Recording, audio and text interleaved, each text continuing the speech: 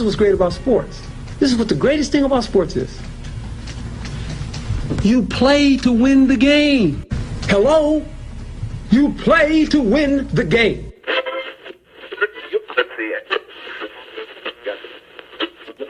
Winning isn't everything, but it's the only thing. In our business, there is no second place. Either you're first or you're last.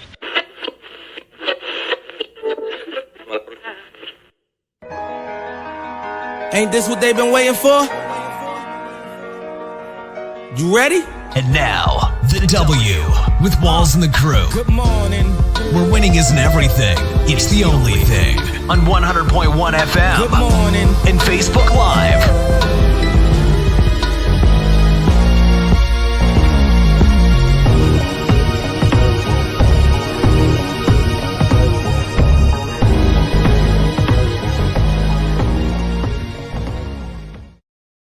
Right back like we never left. Another Saturday morning talking sports and pop culture with the W Show. If you haven't tuned in before, we appreciate you making us a part of your Saturday morning with us, hanging out. It's a deceptive 50 degrees outside this morning, man. You look outside, it's like, oh, man, we're going to have a nice 75, 80-degree day. Nah. Yeah, we had hoodie weather.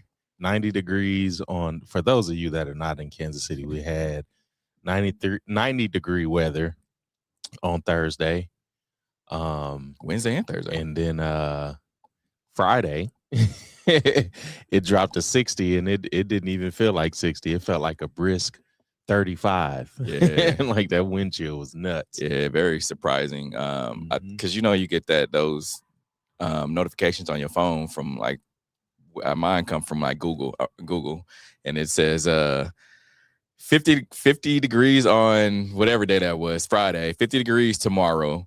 Will be 39 degrees cooler. Then I'm like, what? Yeah. That doesn't even make sense. Yeah, that was a huge shift. And it was nuts to even witness. Man, C. Lenz, how was your week? My week's been good. I've been inside, so I haven't experienced any of this. Like caveman over there. Yeah, but y'all be safe though.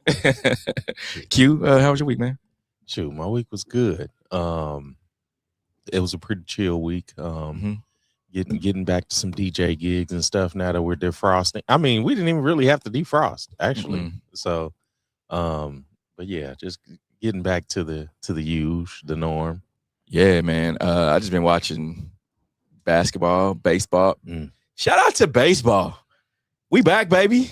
Are we? Yes. I don't think nobody knew but baseball players. Nah, man, we back. We all the way back. I've been kind of fanning a little bit, just especially watching my son play. So for the World Baseball Classic, like losing like that, is that something that baseball fans like lick their wounds, or it's like Nah, because thing about it is you have so many guys from U.S. teams that are spread across, and then you only have like a sprinkle of really like international players that are playing in it. So really, it's just you picking your best players from whatever nationality or wherever they're from, and then you kind of putting them on a team, but they're still U.S. players. Is it better than the NBA All-Star Weekend? Yes. 100%. Yes. Okay. It's smoking them. I'm not gonna lie. Yeah. Because you got to remember, like NBA All-Star Weekend, like you'll have your basketball fan. But then it's like a who's who. Yeah. You know what I'm saying? Like it's a and then not everybody goes, because then it's they'll have it in Indianapolis and it's 10 degrees outside and it's like, nah, I really ain't fooling with that. But World Baseball Classic, I mean, they have it split over 4 countries. Yeah. Well, 3 countries really, because I mean you got Puerto Rico, well that's US, but you got Puerto Rico, Houston, Miami, and then Japan. That's where the 4-game pool play was played. Yeah. And then you get down to like quarterfinals, and then it's played in Miami and Houston. And then for the semifinal and the final, it's played in Miami. So, nah, it sounds like a good time. It's just the best game I've ever been to in all of sports ever.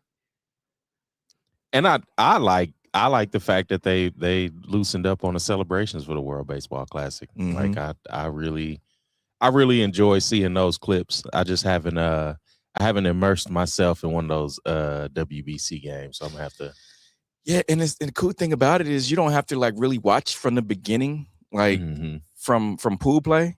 You can catch the final. 6th inning. Yeah, like no, you can catch the final and then be right where you need to be because you got all the best players, quote unquote, in the world. But the best players, I mean, you think of like the Aaron Judge, the Bobby Wicks, they didn't even play their best. Yeah, which is crazy. So. Yeah. They didn't even play their best. What you got to say? Don't get me started on Aaron Judge. That's all I'm gonna say. You know, I'm sick of it. Sick of it. You sick of him underperforming? Is that what it is? Yes, it's looking very James Harden-esque right now. Oh, really? When it's when it's time to show up, Captain was not there. Captain was already in the locker room packing up his bags. Yeah. He was already in New York. he was ready to lead off the Yankees. So yeah, I'm done with Aaron Judge. Yeah, man. But yeah, World Baseball Classic. If anybody watching or listening has an opportunity to go the next 3 years from now when it's played again, go, because it's definitely one of those top sports in like the U.S. to go to. Yeah, and I haven't been to. I've been to a couple of Chiefs games in other countries. I haven't been to a soccer match like Manchester United and yeah, like Liverpool or something like that. Yeah. And I think one of those Euro League games might change American perspective if you go. Just even seeing them on TV, it just looks like like here we see what is it, the Calderon? Yeah, Cauldron. And the Cauldron, yeah. And it looks crazy. But then you get these Euro League games and it looks like 100 times that. Yeah. So. And I want to real quick shout out to KU as they made it to the Women's Basketball Invitational Tournament, WBIT, not the national tournament, but it's the the NIT, men's NIT. Yeah. So they're made to the Final Four in WBIT. They'll play Yale tomorrow, on Monday in Wichita. So the Final Four for WBIT is in Wichita, which is crazy. You got Wisconsin and then KU and Yale. And yeah, it's pretty dope. Yeah, what's up with you and shouting out KU? You feeling okay? No. Like after I talked to Samaya, I became like a fan of hers. Okay, and watching her play in the Big 12 tournament last couple years, it's like, man, she grew up right in front of us. Yeah, and I'm just trying to help push her forward. Yeah, definitely. Gotta shout out our local folks, man. And I saw it was they had a map of. And I think this was just for men's, but they had a map of like all the players that were how many states had different players in the tournament, and Missouri had 13. I think it was like second to Florida. Yeah, and talking about in men's. Yeah. That's crazy. I didn't know it was that many prospects out of Missouri. So. A lot. Shout out to all the young guys playing basketball. We're gonna talk. There's a topic we're going to talk about when we want to talk about it when everybody's here, so that way we can get the full effect of talking NIL deals plus people holding their kids back. That's we're going to talk about that. But we got a lot to talk about today. Of course, we're going to dive into Patrick Mahomes. He's back. I guess a little bit. He's back throwing footballs after his ACL surgery 3 months ago, which is crazy.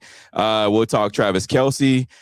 He inked a new deal. Plus some surprising news coming out of Florida. The GOAT, Tiger Woods, DUI. We'll dive into that. Plus in about 30 minutes, we'll have our sneakers of the week. Let's get to today's headlines. And now, here are the biggest sports headlines from this week. We bring them to you every Saturday morning on The W with Walls and the Crew on 100.1 FM and Facebook Live. All right, Kansas City Chiefs quarterback Patrick Mahomes throwing football again 3 months after ACL tear. Mahomes suffered, of course, the ACL injury on December 14th in Week 15 against the Chargers. We all know ACL takes about, 9 months or so, give or take. 9 months to a year, yeah. Yeah, to fully recover from. Well, we talked about his status of 2026 season kind of being up in the air, whether he's going to start week 1, whether he's going to take 4 games off, or whatever it may be. There's a video of Pat dropping back, throwing a football. He had a black compression sleeve on his knee. Exactly. Let's see Patrick throwing a football.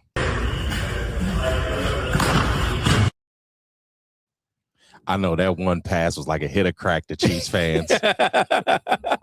I know, yeah. I think it was. I don't know, but I know, y'all been cold turkey since December and didn't know how to act this January and February, and I know that was like crack. Oh, nah, it's crazy though, man, because you think about just the fact that 3 months after surgery, he's back, been able to put that much pressure. Because I mean, it looked like he didn't like favor his leg at all from what I saw. No, the angle. It looked like he just threw the ball like normal.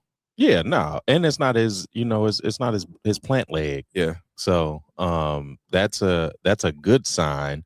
But also when it comes to running the ball, escaping the pocket, things like that, he's not structurally ready. Yeah, no, not right. Not 3 months after. No way.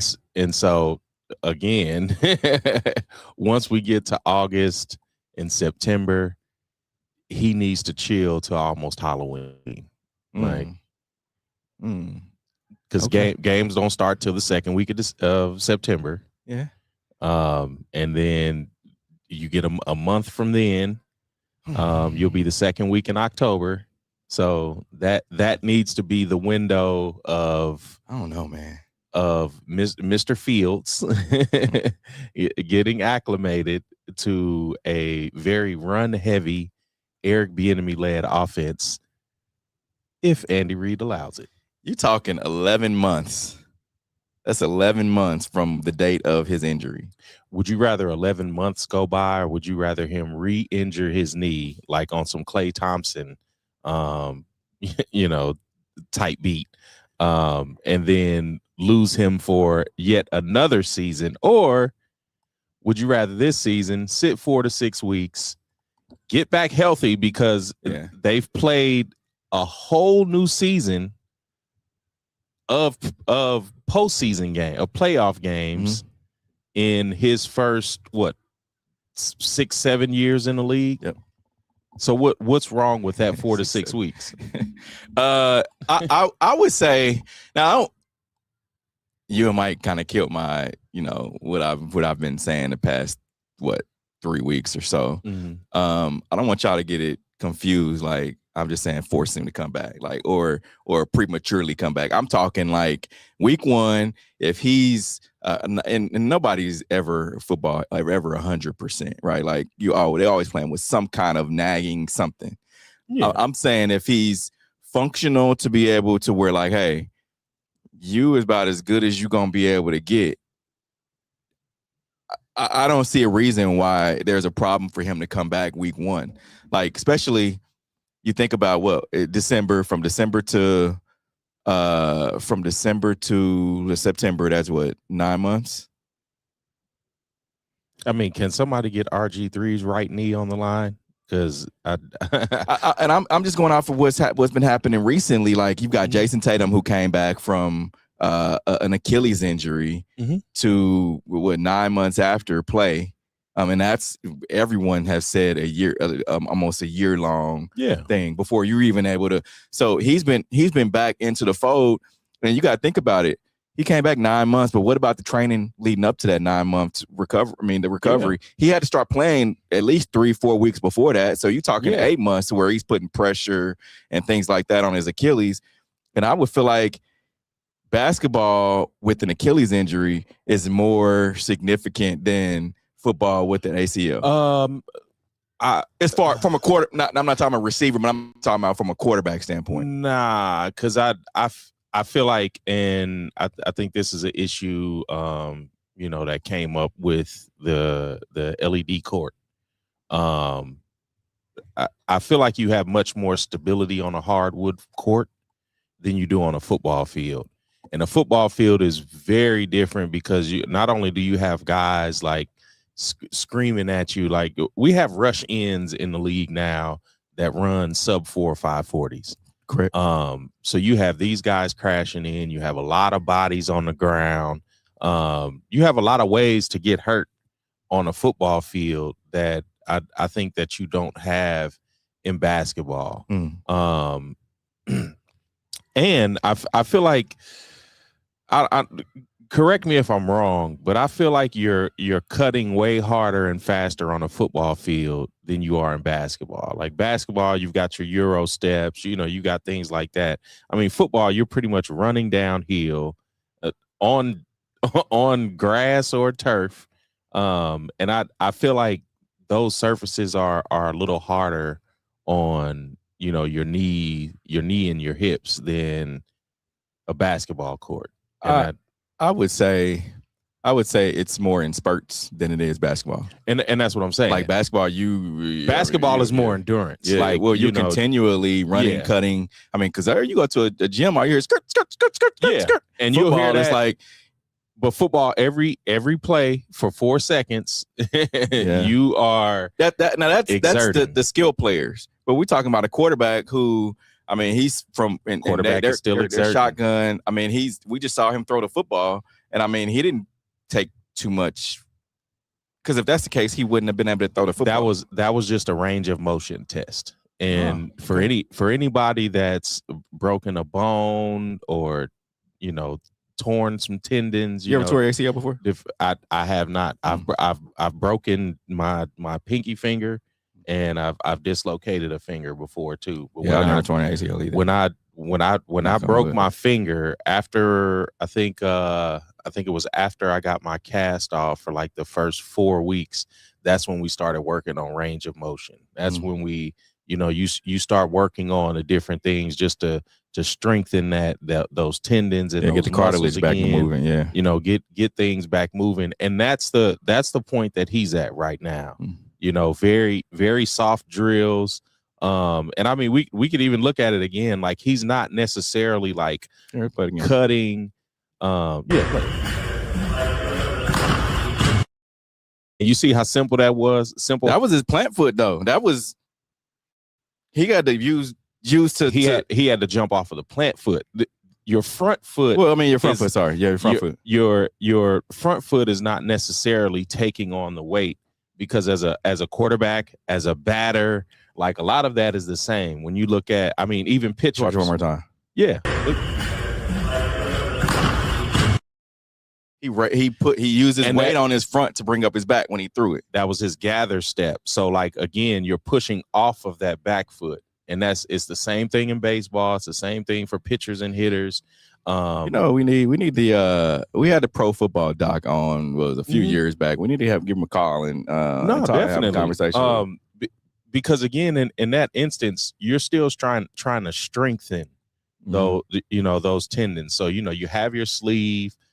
He probably doesn't have anything under that sleeve. No brace because it's a 50 to 60% day. You're not going above that at all. So again, it's a range of motion test. It's the smallest of stress tests because again, he's not moving laterally. He's going back and forth, and that's all that knee is going to handle for right now. And so again, when you get into the Junes, the Julys, the Augusts, which is he's not going to be able to play 100% then. That's 6 months. Not me saying he's not going to. I'm not even. I don't even like to be that guy that discredits players, and especially professional athletes. But again, as far as caution, this is your $500 million quarterback. Yeah, and you gotten all you need to get out of him. If he never played again, you've gotten all your $500 million out of that. Chiefs fans do not want to hear that. They don't, and especially asking for like expecting him to be back week 1, like. So real quick, we talked about other players, Jason Tatum. Another guy came back from Achilles injury, Brett Favre, much older than Patrick. 9 months, or what was it, 3 weeks after he was back to practicing. Yeah. After his Achilles surgery. Yeah. We saw Adrian Peterson come back from this same injury in 8 months' time. So, and he takes more abundant impact than Pat. He definitely does, but we know that he's a head case also. Like this is a guy that's suffered probably an uncountable amount of concussions. So yeah, he's gonna do that. Yeah. But he probably only played a year or two after that. You know, it was after that he was not the same because his body took a lot more. Patrick, on the other hand, his style of play is not is not the style of play you want to come back 8 months after that type of injury. 8, 9 months? No, I mean, I think with the technology and that stuff now, I think you can. Yes. We're gonna see. Yes. We're gonna get the football doc on and talk as well. Chiefs tight end Travis Kelce, he inked a new contract with the Chiefs, and it's been reported that it's a 3-year, $54.7 million deal. And real quick, I want people to understand, although it's a 3-year deal, it's not going to be that at all. Truth is, he essentially signed a 1-year, $12 million guaranteed deal, according to league sources. The language is was tacked on to that. Of course, that makes it 3 years. He has a $40 million.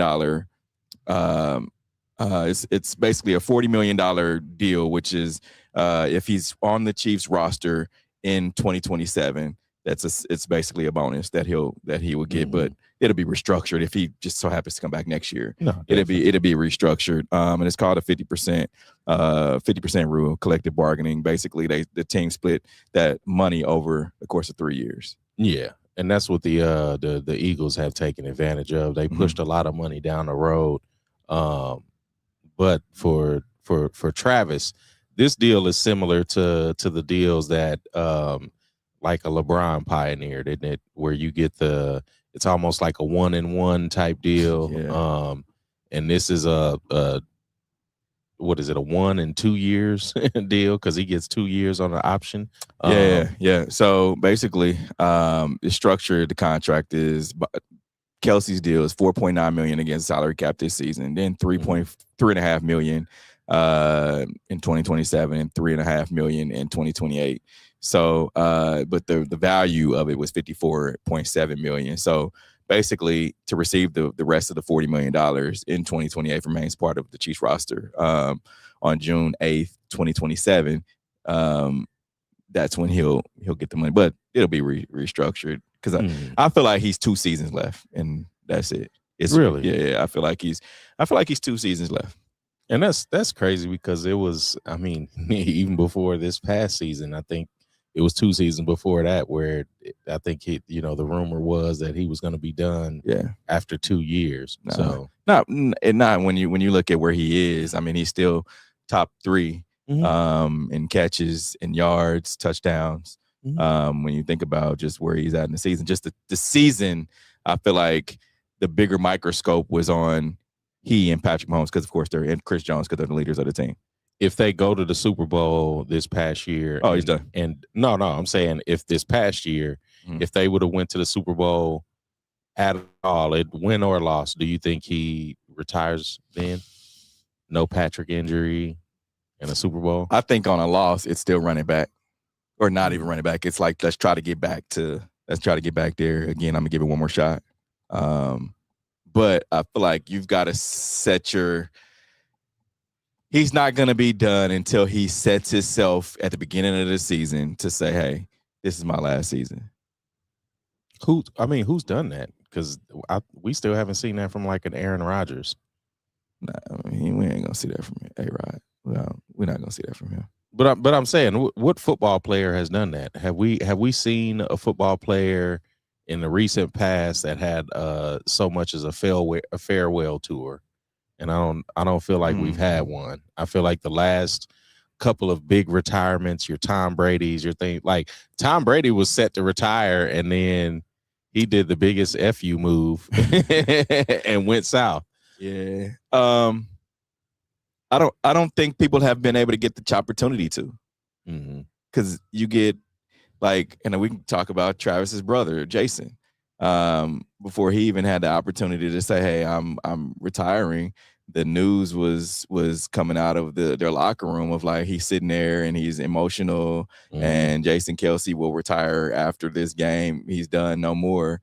And then 2 weeks later, or he said, no, I'm not retiring. And 2 weeks later, he comes out and does the whole retirement thing. Like, hey, I'm retiring. Yeah, because I think he wanted to control the narrative of that. And I get that, but I don't know if it's Aaron Donald didn't get to do that. I'm just thinking of big name guys.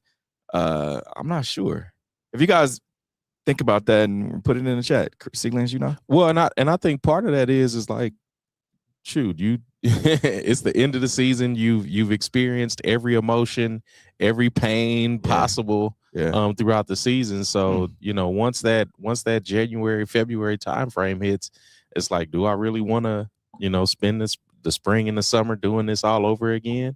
I feel like with football players, they're a little stubborn as well. So they probably don't want to say anything. I think they want to go through like a off season or training camp and, like you said, see if their body can still handle it, and if they can't, then they'll probably call it quits in the summer. But I can't remember any farewell tours in football, not up top of my head. So. Yeah, no, because I feel like the biggest retirement we've seen lately is a Tom Brady, and even him, he was reluctant. he doubled back and broke the Chiefs' heart one more time, and then I remember that. I remember that for sure.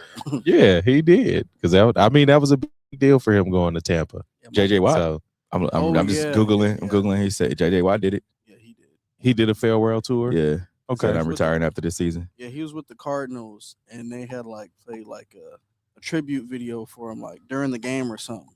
Mm-hmm. And he played a few snaps, and then the coach pulled him out. Was like, "You're done." Yeah, because I feel like it wasn't really a farewell tour because he didn't really play. Because I feel like he was hurt. But I think that's him, assessing himself before the season. Okay, let me go get this one last contract. I'm not playing a whole lot.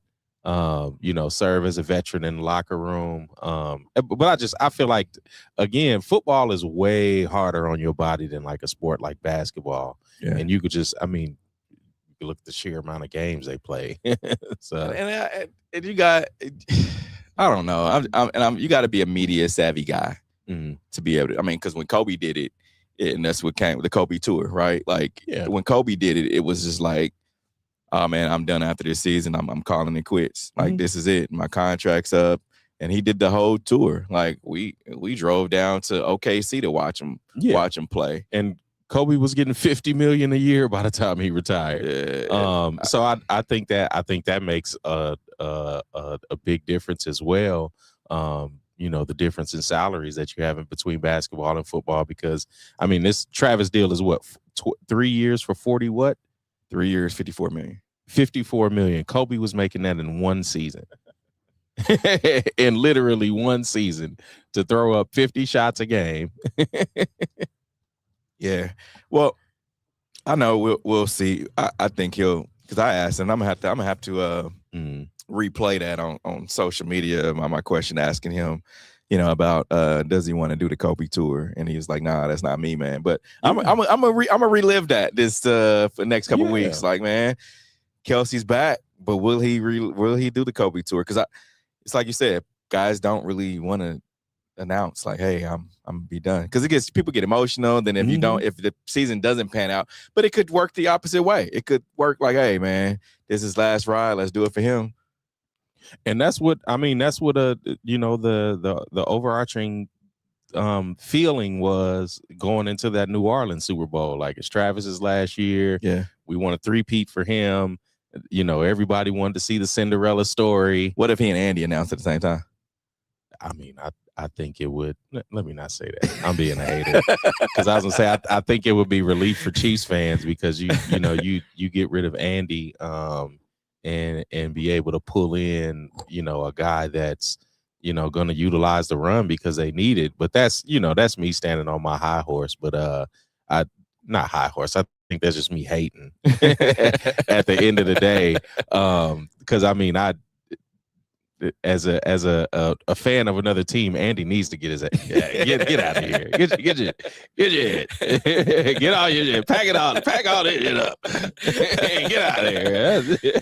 But no, I think that would be dope. And I think the fans, well, not even the fans, I think the team could really capitalize off of that if they did like a a final run, and it could be they could announce in like December and talk about, like we're going on this playoff run. Let's do it one more time type thing. Yeah. And I think that would be dope. And the marketing team should be able to capitalize off of that. Especially kind of like Bad Boys One Last Ride. Yeah. One Last Ride. yeah. And if they come out with that, we said it first. The Bad Boys One Last Ride, One Last Ride. Yeah.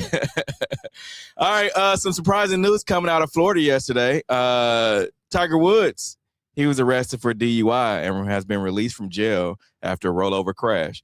Let's hear from Martin, Florida sheriff after he addressed news outlets yesterday.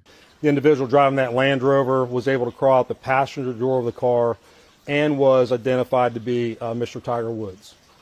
Our DUI investigators came to the scene here, and Mr. Woods did exemplify signs of impairment. They did several tests on him. Of course, he did explain the injuries and the surgeries that he had. We did take that into account. But they did do some in-depth roadside tests. And when it was determined, he was placed under arrest and taken to the Martin County Jail. At the Martin County Jail, and even on scene, we really weren't suspicious of alcohol being involved in this case, and that proved to be true at the jail. So Mr. Woods did a breathalyzer test, blew 000s, but when it came time for us to ask for a urinalysis test, he refused, and so he's been charged with DUI, with property damage, and refusal to submit to a lawful test. In the crash, no one was injured. Mr. Woods did not seem to be injured at all, and the other gentlemen were not injured. But this happened a few hours ago, so I've given you the information that I have right here, right now. He'll get off. Yeah, that's what a lawyer said in Florida as well. Yeah, he'll get off. And that's things that your lawyer is supposed to tell you. You passed the breathalyzer, so no need to further incriminate yourself. When it comes to DUI stops, if you guys have friends that are lawyers, and especially that handles traffic cases, a lot of lawyers will give you some good, I'm not going to say it on here because I'm not a lawyer, but there's different ways around it. And if you could pass that breathalyzer test, look, whatever you need to do, arrest me, book me, whatever, we could fight this in court. Yeah. We'll be good. And for him not to give his urine, because for him to say that, we suspected alcohol, but there was no alcohol. Okay. Right. So what was he impaired by? And no cop is not an American cop is trained to test you, to see what you're on. Like it's still cops faking that they're like passing out just from touching fentanyl. So like I don't think there's any type of training that a cop can tell you exactly what what you're impaired by. But for him to say, he told us about the surgeries he had and the medications he's on. So that's he was coherent enough to do that. I'm telling you, hey, I got this knee surgery. I got this back surgery. I'm just coming back. I'm here. So to me, I feel like you said, he blew 000s, means he hadn't had any alcohol. It's just a car accident. Like, granted, he said he was on pain medications.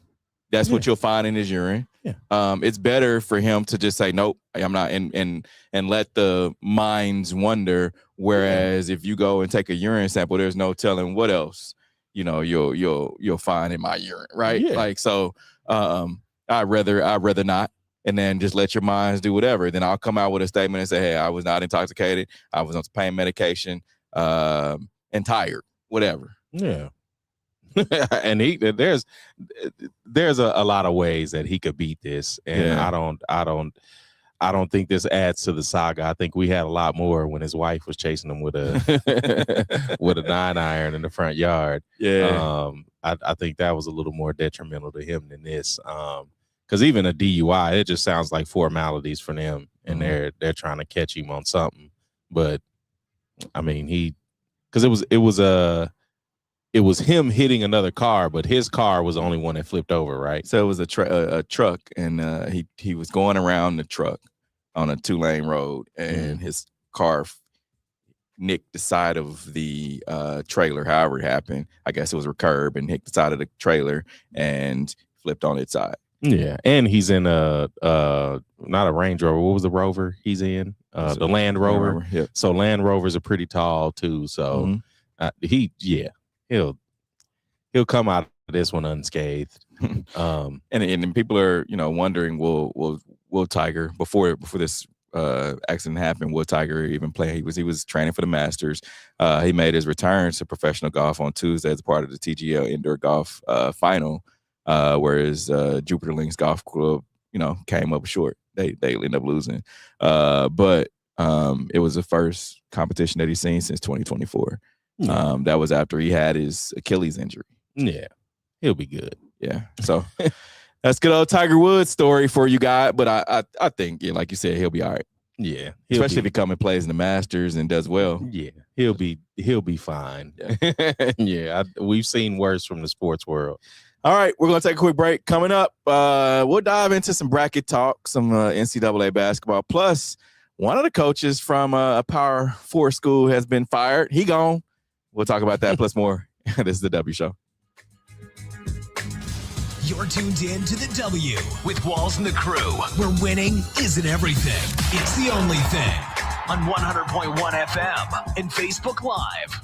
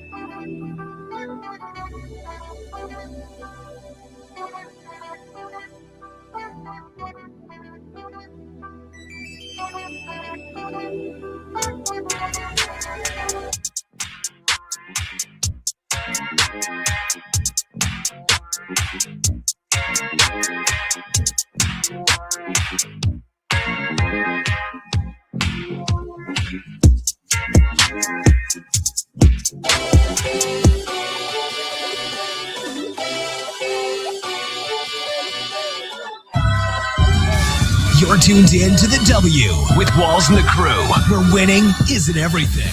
It's the only thing. On 100.1 FM and Facebook Live. Remember to use hashtag talk about it, and we'll talk about whatever topic you want. You can send us a message, tweet us, do whatever you want. We'll talk about whatever topic you got going on in your mind today. Some NCAA news. How's you guys' brackets going? Let me pull it back up because I need to go through the screenshots in the group because I was, 80 and 90% on both of my brackets. And then a set of games after that, I dropped down below 50 in both of my brackets. Like, how? So then there were 8. So now we've got 8 teams that made it to the Elite 8. You have number 1 Duke, you got UConn, Illinois, Iowa, Michigan, Tennessee, Arizona, and Purdue. Yeah, and only one team is still standing in my bracket that I predicted. Everything else is a red X. Well, Duke. I had Duke. No, because I think I had Michigan State beating Duke. So Duke getting as far as a surprise for me. So yeah, I had Arizona winning the whole thing. So anything else can matter, but Arizona, all they gotta do is win it. Yeah, because I was picking Florida to go back to repeating the championship game, to at least go back to the championship game. So for them to fall, what was that, last week? That was kind of tough to see. And even my, it's funny because my women's bracket is still at 73%. So, but my men's brackets out there, they're sad. It's 31% and 23%. Like, see, Lynn, is your bracket cooked or what? I got 2 of them. One's at 95%. The other one's at 81%. Okay. Oh. Your winner, you got the same winner on both?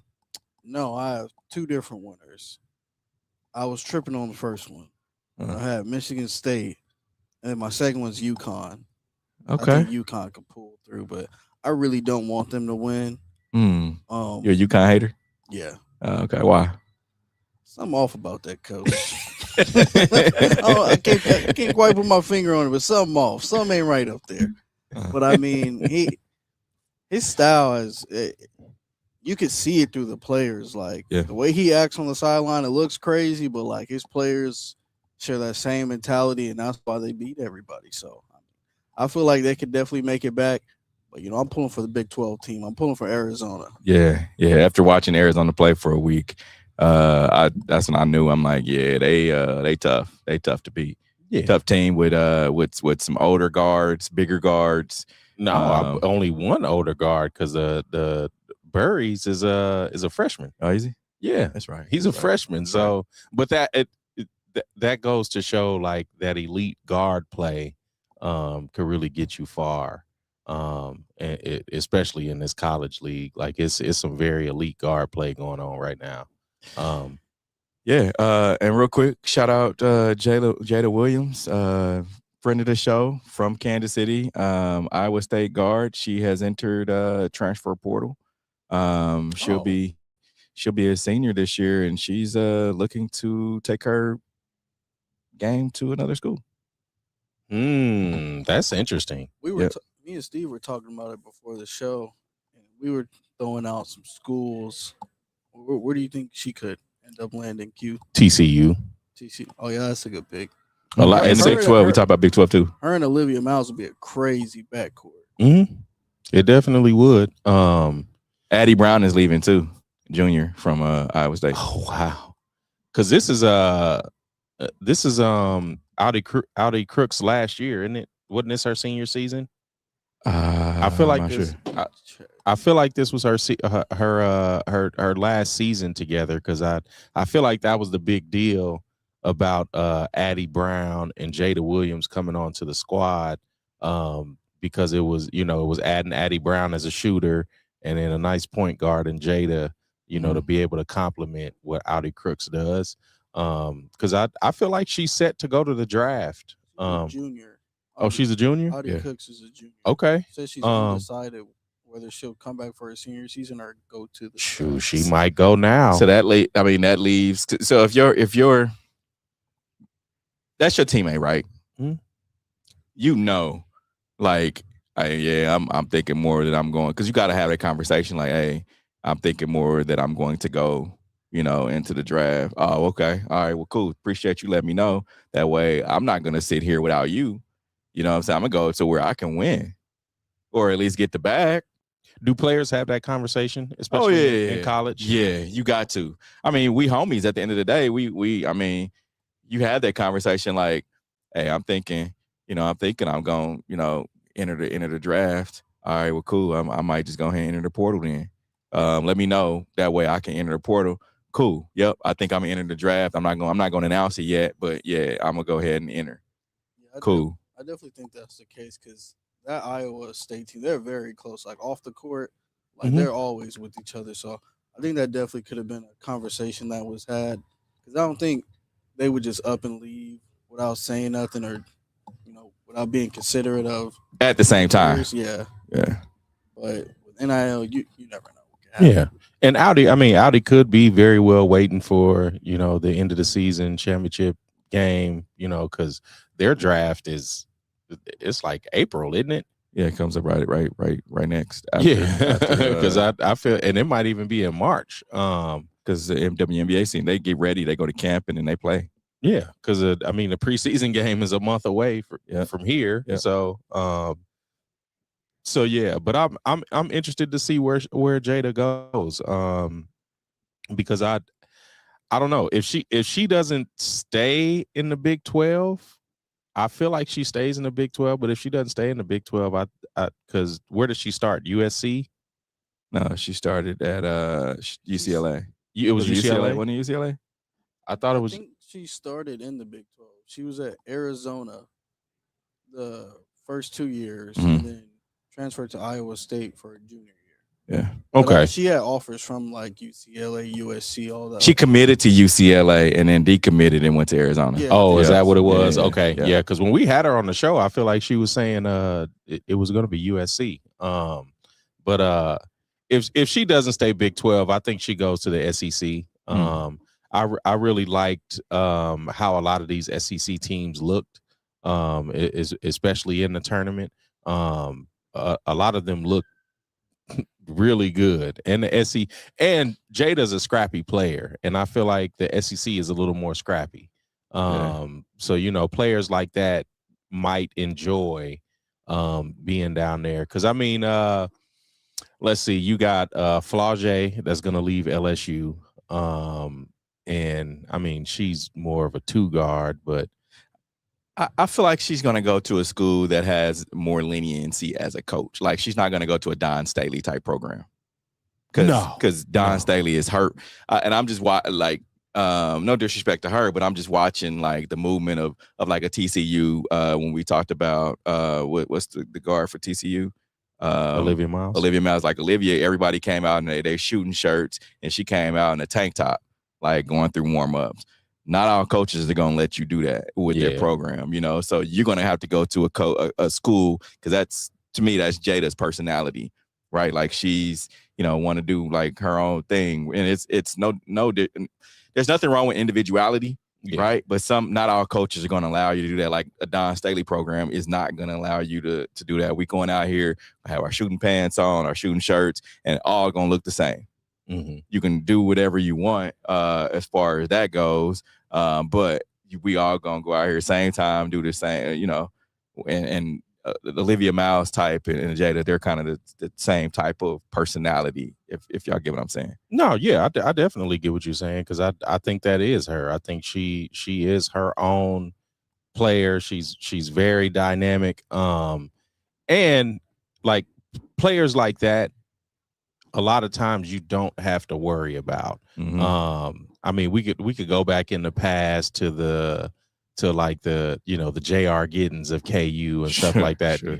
Guys that are an outcast, but they may not necessarily be the best talent. Yeah. But then you have a Jada Williams where she's going to give you everything on the court. Yeah. And not even just on the court. Like, Jada seems like she's pretty prepared going into each game. Yeah. So it's players like that will, express some sort of individuality. But I don't know. I think she stays within the Big 12. I would like to see her stay within the Big 12. Yeah.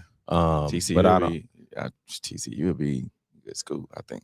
Yeah, no, that would be a great school, and especially looking at the girls that they have on that squad, they definitely have some girls that I think that she could mesh with, because I mean they've got 2 shooters. What was it, the Bigby girl, and then Suarez. Yeah. If both of those come back, and Jada goes there, I mean you're looking at a pretty powerful team. But again, like, she may want to go to the SEC where you have a lot of scrappy teams, and I think that's her style of play, that she would want to, be there. So, all right, Hubert Davis, he's been fired from North Carolina. This guy, as North Carolina's men's head basketball coach. The North Carolina men's coach Hubert Davis was fired by the school, bringing a conclusion to his crazy week after his stunning loss, the team's stunning loss to VCU in the first round of the NCAA tournament. So the school did not specify the nature of Davis's departure, but in a statement Tuesday, they just simply called it a change in leadership. But in a post to Instagram, Davis said he was let go by the university and that his desire was to continue to coach at Chapel Hill. So Davis, of course, still has almost $5.5 million of guaranteed money left on his deal. So the university said in a statement that they would honor the terms of his contract. They said, "You're not that guy, pal. You're not that guy." So UNC went 24-9 this season, despite a projected, top 5 NBA draft pick. We talked about Caleb Wilson. He sat out the final game due to a thumb injury in North Carolina. They also beat Duke on February 7th to improve to 19-4. but went just 5-5 the rest of the way. So last season, North Carolina, if you guys remember, lost to Ole Miss in a round of 64 after beating San Diego State in the first 4. So the Tar Heels were one of the final at-large teams selected to be in last year's tournament, getting a bid despite of a 1-12 record against Quadrant 1 opponents. Oh, wow. Yeah, so Davis, if you guys remember how the staffing went, it was Roy Williams retired, and then Hubie got the job in 2021. And he spent 9 seasons with Coach Roy Williams as an assistant on the staff. Yeah. But for them to say, like, we're looking for new leadership, I mean, going in I feel like that's loaded, but that could be my personal bias. Yeah. But yeah, I mean, tough league and big shoes to fill at North Carolina. Yeah. I mean, for him to be, this is his first time as a head coach, that's some big shoes to fill. And I mean, for him to be there since 2021, that says a lot, but clearly they were, they were ready to move on. All right, we're going to take a quick break. Coming up, we'll have our Hater 11 segment. We're going to talk some Steve Kerr news. He says playing 10 fewer games in the league needs to happen. We'll talk about that coming up. This is the W Show. You're tuned in to the W with Walls and the Crew, where winning isn't everything. It's the only thing. On 100.1 FM and Facebook Live.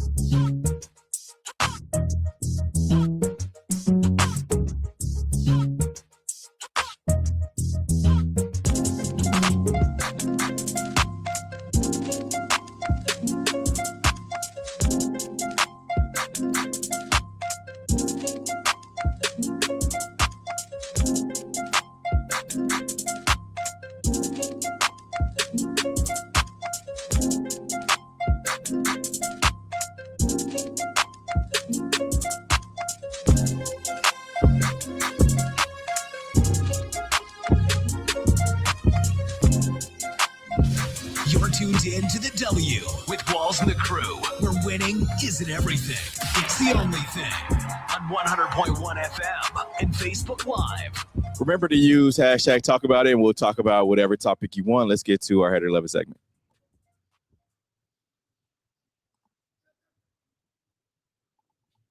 Bear with me.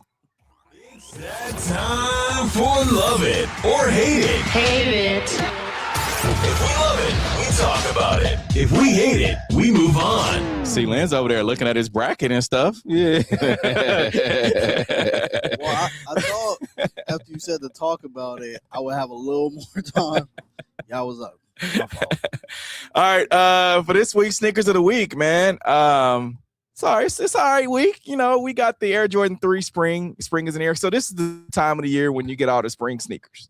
Okay. Is that pink on the bottom? Yeah, it's mauve.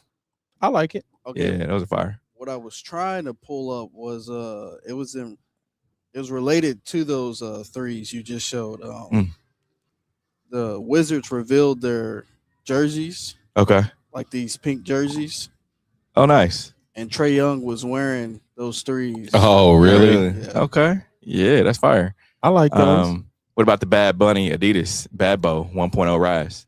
I'm on the fence because they look ugly in this photo. Kind of like Reeboks. Yeah, but they probably look better in person. I think these are the shoes that look better in person. Okay, now we're getting somewhere. I've been saying that for 10 years on this show. What do you mean? But no, because I don't like these on the photo. Not at all. What about the Nike Air Foamposite 1 University Blues? Because it's a no for me on those. If I was a North Carolina player, I'll rock them. Yeah, I get though. If you play for North Carolina, if you're on the football team and this is part of the warm-ups when you're walking in, cool. but are you wearing these outside of being an athlete? Of course. If I'm a Royals player and I'm able to get some spikes put on the bottom of these with the powder blues, whoo, heat. No? Okay.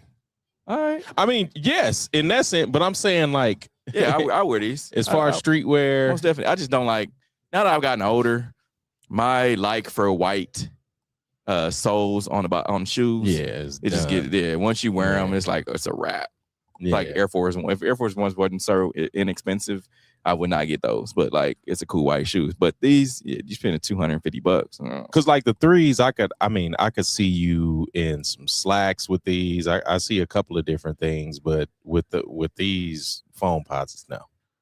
What about the Travis Scott Jordan Jumpman Jacks? I like these. Because these are like are these like the Barclays or are these the Andre Agassi's? Like the old school Barkley. Yeah, it's either the Barclays or the Agassi's that these kind of resemble. I like these. Different colorway. They'd probably be one of the best shoes out this year. Yeah. But the colorway's not bad. Yeah. All right. Man, if you guys can hear the music in the background, of course, we're at the Hy-Vee Arena where our studio is at. They're having a dance competition. Yeah, so they get into it. It's a big dance cheer competition. It's nuts out there. Stomp the yard. All right, Golden State Warriors head coach Steve Kerr says playing 10 fewer games a season would improve the league. Hate it or love it. True, he could have went up to 20. I love it. Because I think you can get rid of a couple of these back-to-backs. I don't feel like these NBA players need to be put through that, and especially because they play how many games? Is it 82? 82. Yeah. 82 games. Let's see what Steve Kerr had to say. I know this will not be a popular opinion in the league office, but I will continue to say it because it's obvious we need to play fewer games. We need to take 10 games off the schedule. I think it would be great for the league. And I get it. It's revenue, and you'd have to get everybody to agree to take a little less money, and that's a really hard thing to do. But what I know about the league, about coaching, about how hard it is to play the modern game with the pace and the space, I think it would be a more competitive and healthier league if we played fewer games. I think the league is good with 82 games. I think it starts on a more of a AAU level. Yeah, because I mean the difference in games, it's been the same. I mean, think about the Jordan era, and I mean the body isn't any different. I just feel like it's on a youth level. The NBA needs to kind of step in and say, all right, AAU, this is what we need to do. We need to play. You guys need to play fewer games, less practices, things like that. They need to develop a model. That way, it's when they're pushing kids forward. We're not doing all this travel and AAU. You're not playing 4 and 5 and 6 games in a day. I think it's what Q said as well. I think the back-to-backs are. I think they're terrible. I think that's what caused a lot of these recent Achilles injuries for a lot of the stars. At the beginning of this season, there were teams that had I think they said maybe 7 to 8 back-to-backs within the first month of the NBA. Yeah. And I'm like, that can't happen because you're trying to cram in 82 games. So you got to do these back-to-backs. Yeah. And it's you can see both sides, but at the same time, you don't want all your stars getting hurt, especially with all your stars being some of the older guys in the league still. So it's a slippery slope. Yeah, because it takes away from the storytelling of the league, and especially when you look at building, these rivalries. When you have, Anthony Edwards against the SGA, you want those guys to be healthy, especially towards this part of the season. Post NFL, NFL is done. We're getting through March Madness. This point of the season is where you want these rivalries to be through the roof, and you need to drive those ratings. But I mean, the NBA is going to push back as far as they got making too much money. Yeah, and I get it on the revenue end, but I feel like the NBA there's a few things that they could do a lot better, and a lot of it even stems to like TV. All right, Pittsburgh is closing down schools the week of the NFL draft. Hate it or love it. I love it. Because didn't we do that here? I don't remember. I don't think so. I don't think so. Because maybe that Thursday I was so ingrained into it, I don't remember. Yeah, because I feel like I think it's a money thing. I think it's they understand like, hey, kids ain't gonna be here, they're gonna be out, and because they get paid by the seat, school districts do, and so what they're doing, they're shifting to virtual learning. So they told all teachers and students we're doing virtual learning day. So I don't know how that's measured with the having seats in school. Mm-hmm. But if you know the kids aren't gonna be there, let's just do virtual learning. That way we still getting paid. Yeah, no, and I love it for them. Shoot, go enjoy that. All right, we appreciate everyone who joining on today's show. Get out. Enjoy some of this nice spring weather you're having today. You can come by and cut my grass if you want to. We appreciate everyone who tuned in on today's show. Remember, you can catch a rewind of the W Show on Mondays, 100.1 FM. Until next week, we out of here. Peace. The views and opinions expressed on the W Radio Show by the host, co-host, guests, and call-in listeners are solely the opinions and responsibility of the original source who expressed them. They do not represent the opinions of the W Show, 100.1 FM, One Kansas City Radio, Sideline Sports Talk, Team Wall Street Foundations, or affiliates.